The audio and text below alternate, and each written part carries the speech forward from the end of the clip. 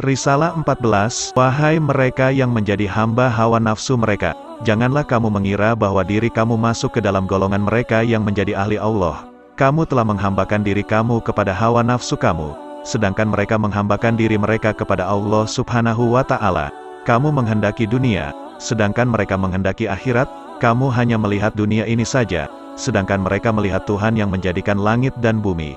Kesenanganmu terletak pada makhluk, sedangkan kesenangan mereka terletak pada Allah. Hati kamu terikat kepada dunia, tetapi hati mereka terikat kepada Allah yang Maha Agung. Kamu adalah mangsa setiap apa yang kamu lihat, tetapi mereka adalah mangsa apa yang tidak kamu lihat. Mereka melihat Allah yang menjadikan segala perkara yang tidak dapat dilihat dengan mata kepala. Mereka telah mencapai tujuan hidup dan mendapatkan kesejahteraan, sedangkan kamu masih saja terbenam di dalam nafsu keduniaanmu. Mereka menghilang dari makhluk, dari nafsu keduniaan dan dari kehendak mereka sendiri, sehingga dengan demikian, mereka dapat sampai ke hadirat ilahi yang memberi mereka kekuatan untuk mencapai puncak wujud mereka, seperti mentaati dan memuji Allah. Inilah karunia ilahi yang diberikannya kepada siapa saja yang dikehendakinya. Mereka menjadikan ketaatan kepada Allah dan pujian terhadapnya sebagai kewajiban mereka. Mereka berpegang teguh kepadanya dengan pertolongan yang diberikannya kepada mereka. Semua ini mereka lakukan tanpa mengalami kesukaran apa-apa. Maka jadilah ketaatan mereka itu sebagai nyawa dan santapan mereka. Dengan demikian, dunia ini menjadi berkat bagi mereka dan memberikan nikmat kepada mereka. Seakan-akan dunia ini telah menjadi surga bagi mereka. Karena, apabila mereka melihat sesuatu, maka sebelum mereka melihatnya, mereka terlebih dahulu melihat perbuatan Allah yang menjadikan segalanya itu. Orang-orang ini membekali diri dengan kekuatan yang ada di bumi dan di langit, serta menyenangkan mereka yang telah mati dan masih hidup. Karena Tuhan mereka telah menjadikan mereka seperti pasak bumi, gunung, yang dijadikannya ini. Oleh karena itu, mereka menjadi seperti gunung yang berdiri dengan megah dan agung. Janganlah kamu mengacau mereka dan jangan pula kamu menghalangi perjalanan mereka yang ibu bapak dan sanak saudara mereka tidak dapat menyelewengkan mereka dari tujuan mereka. Mereka adalah orang-orang terbaik yang dijadikan Allah di muka bumi ini. Keridaan dan kesejahteraan dikaruniakan oleh Allah kepada mereka, selagi langit dan bumi masih ada. Risalah ke-15, Aku bermimpi seolah-olah aku berada di dalam sebuah tempat seperti sebuah masjid. Di dalam tempat itu terdapat beberapa orang yang sedang mengasingkan diri mereka dari orang ramai. Aku berkata dalam diriku sendiri, jika si Anu itu berada di sini, tentu dia dapat mengatur orang-orang ini dan memberikan pandangan-pandangan yang baik kepada mereka. Aku teringat kepada seorang saleh tertentu. Orang-orang itu datang mengelilingi aku, kemudian salah seorang di antara mereka berkata kepadaku, "Apa yang telah terjadi padamu? Mengapa kamu tidak berbicara?" Maka aku pun berkata, "Jika Tuhan mengizinkan, maka aku akan berkata."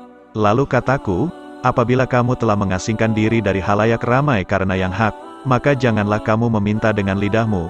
Apabila kamu telah berhenti meminta dengan lidah, maka janganlah kamu meminta dengan hatimu. Sebab, meminta dengan hati itu sama halnya dengan meminta dengan lidah.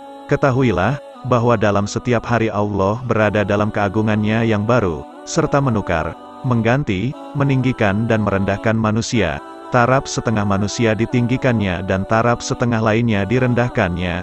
Kemudian, kepada mereka yang mempunyai taraf atau derajat tinggi, diingatkan bahwa taraf mereka yang tinggi itu bisa Dia rendahkan, dan mereka diberi harapan bahwa Dia akan memelihara mereka dan menetapkan kedudukan mereka itu. Kepada mereka yang bertaraf rendah, juga diingatkan bahwa mereka akan dibiarkan berada dalam kehinaan. Mereka tidak diberi harapan untuk naik ke taraf yang tinggi. Setelah itu, aku pun terjaga dari mimpiku. Risalah ke-16, Tidak ada yang dapat menghalangi kamu untuk mendapatkan keridaan dan pertolongan langsung dari Allah, selain daripada kebergantungan kamu kepada manusia dan tata cara penghidupan dan pendapatan kamu. Manusia menjadi penghalang bagi kamu untuk mencapai kehidupan yang diamalkan oleh Nabi, yaitu yang berkenaan dengan pendapatan. Selagi kamu masih mengharapkan hadiah dan keridaan manusia serta meminta-minta kepada mereka, maka berarti kamu telah menyekutukan Allah dengan yang lain. Dengan demikian, kamu tidak akan dapat mencapai kehidupan yang telah diamalkan oleh Nabi, yaitu pendapatan secara halal dari dunia ini. Apabila kamu menjauhkan kehidupan kamu dengan manusia, dengan menyekutukan mereka dengan Allah, dengan bergantung kepada pendapatan kamu, dengan berpuas hati dengannya, dan dengan lupa kepada karunia Allah, maka berarti kamu telah bersikap seperti orang musyrik. Syirik di sini lebih halus daripada syirik yang terdahulu. Karenanya, Allah akan menghukum kamu dan menjauhkan kamu dari keridaan-Nya. Apabila kamu telah keluar dari keadaan semacam ini dan membuang syirik jauh-jauh, melepaskan kebergantungan hati kamu kepada pendapatan kamu dan kepada daya dan upaya kamu, kamu melihat bahwa Allah lah yang sebenarnya memberi kehidupan itu, menjadikan sebab dan akibat. Memberi kekuatan untuk mencari pendapatan dan memberi kekuatan kepada segala yang baik.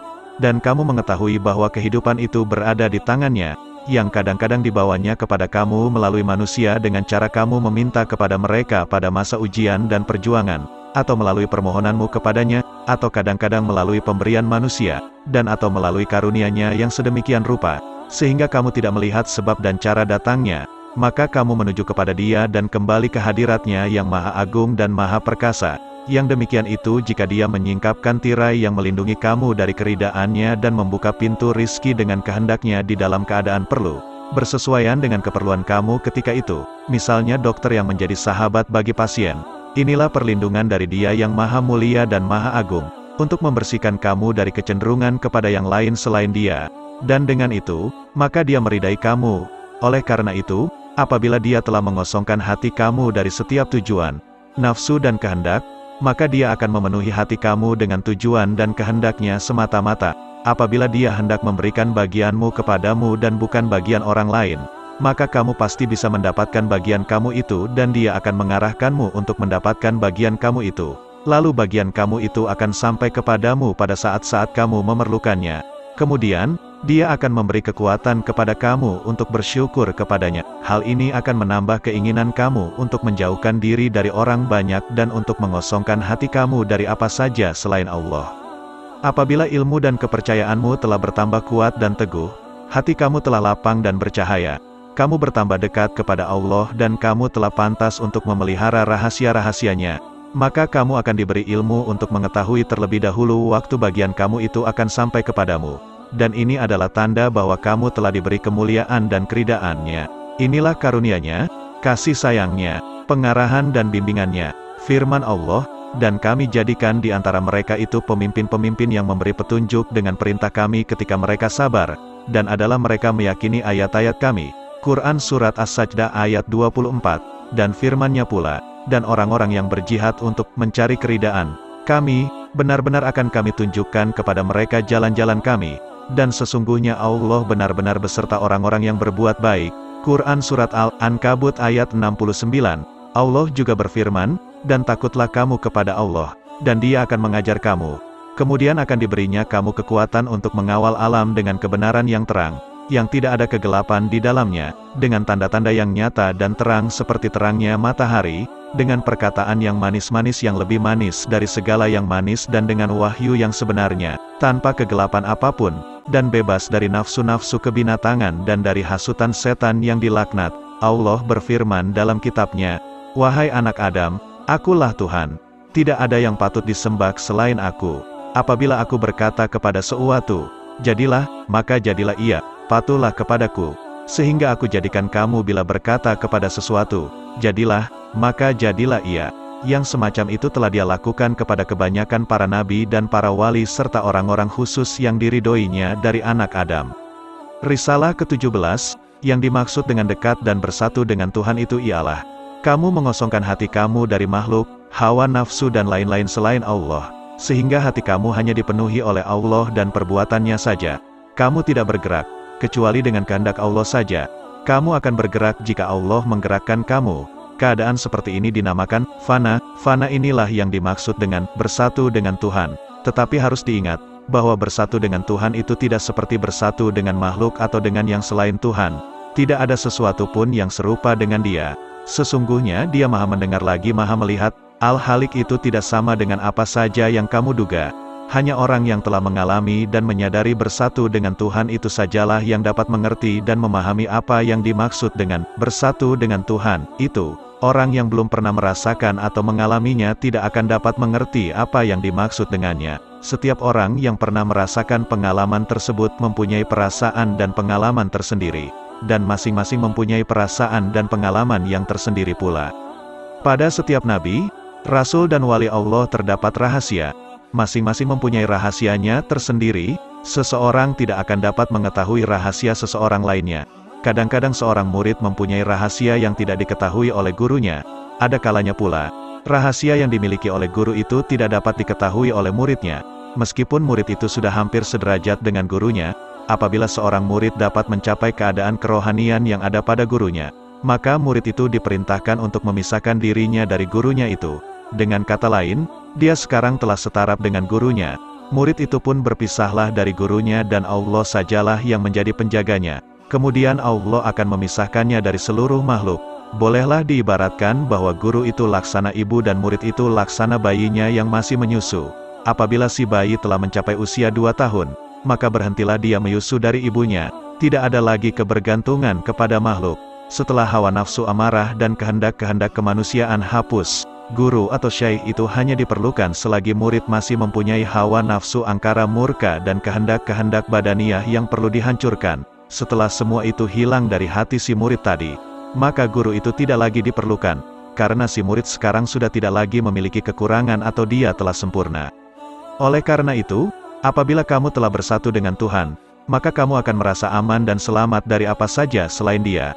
Kamu akan mengetahui bahwa tidak ada yang wujud melainkan Dia saja.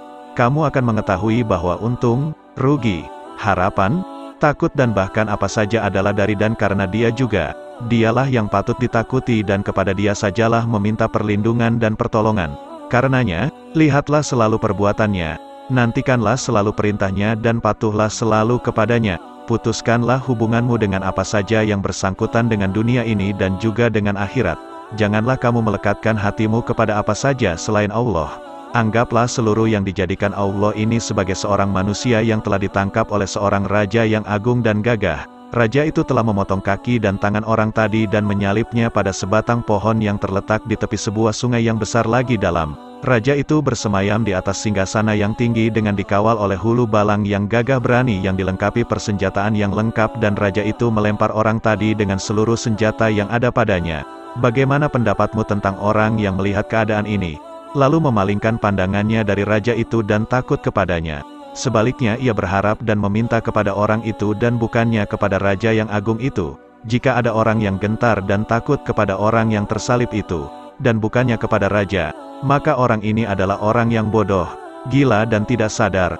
Oleh karena itu, mintalah perlindungan kepada Allah dari menjadi buta setelah Dia memberikan penglihatan, dari berpisah setelah disatukannya, dari berjauhan setelah didekatkannya, dari tersesat setelah Dia memberikan petunjuk dan dari kekufuran setelah Dia memberikan keimanan. Dunia ini bagaikan sebuah sungai yang lebar, airnya senantiasa mengalir dan selalu bertambah setiap hari. Begitu juga halnya dengan nafsu kebinatangan, manusia itu selalu merasa tidak puas, semakin tampak dan semakin tak sadarkan diri. Hidup manusia di dunia ini senantiasa penuh dengan ujian dan cobaan. Di samping mendapatkan kebahagiaan, kadangkala manusia juga dikelilingi oleh penderitaan. Orang yang mempunyai akal pikiran yang sempurna, mau berpikir dan mengetahui hakikat, akan mengetahui bahwa pada hakikatnya tidak ada kehidupan yang sebenarnya melainkan kehidupan akhirat saja. Oleh karena itu, Nabi besar Muhammad Shallallahu Alaihi Wasallam bersabda, tidak ada kehidupan, kecuali kehidupan di akhirat, bagi orang yang beriman. Hal ini adalah benar.